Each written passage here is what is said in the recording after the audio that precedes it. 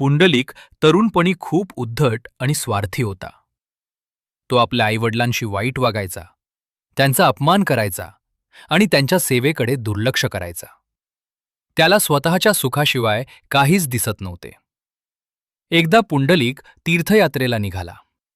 वाटेत त्यानं काही संत आणि पुण्यवती स्त्रिया पाहिल्या, ज्या आपल्या आईवडिलांची अत्यंत भक्तिभावानं सेवा करत होत्या. त्यानं विचारले, तुम्ही इतकी सेवा का करता?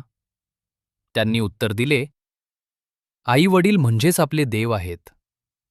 त्यांची सेवा म्हणजेच खरी भक्ती. ही गोष्ट पुंडलिकाच्या मनाला भिडली. त्या दिवसापासून पुंडलिकाला आपल्या चुकीची जाणीव झाली. तो घरी परतला आणि पूर्णपणे बदलला. तो आई वडिलांची मनापासून सेवा करू लागला. त्यांना देवासारखे मानू लागला.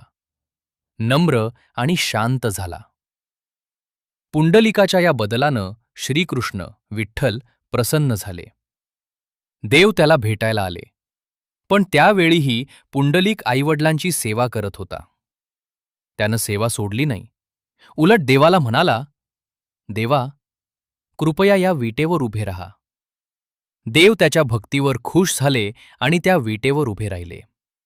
याच क्षणापासून पंढरपूर येथे विठोबाचे रूप स्थिर झाले.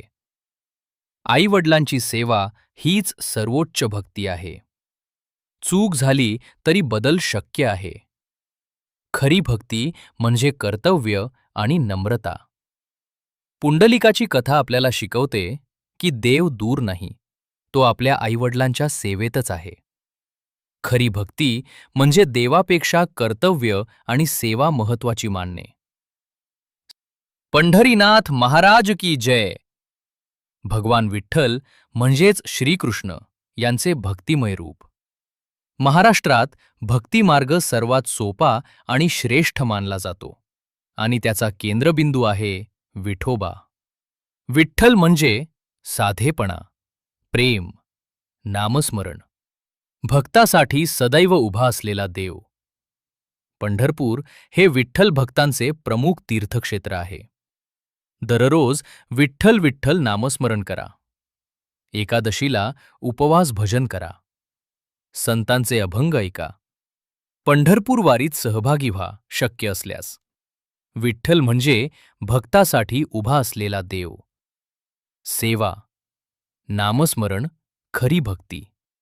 संतांनी दाखवलेला मार्ग आजही तितकाच प्रभावी आहे.